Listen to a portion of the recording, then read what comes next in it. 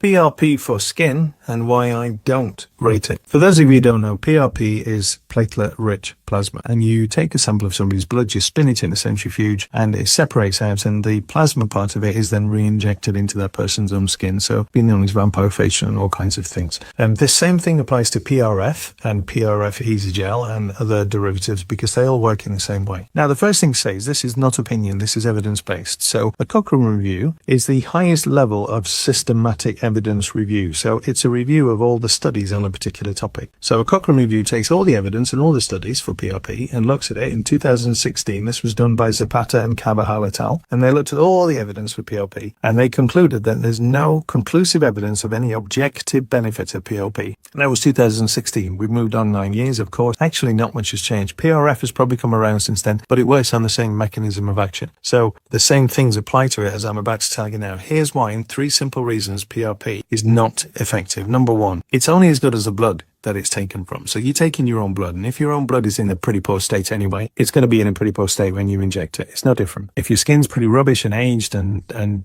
all damaged and things, then the chances are your blood is not in great condition. And so you're taking a poor sample and injecting it and expecting amazing results. Not going to happen. Number 2, you've already got a blood supply all over your skin. So it's not as if you're suddenly introducing blood where there was none before or plasma where there was none before. Of course, your skin has these things already. That's how your blood supply works. Homeostasis dictates that your skin will have everything it needs, where it needs it, when it needs it. So you try to hack a process that your body's done way better than you have for thousands of years.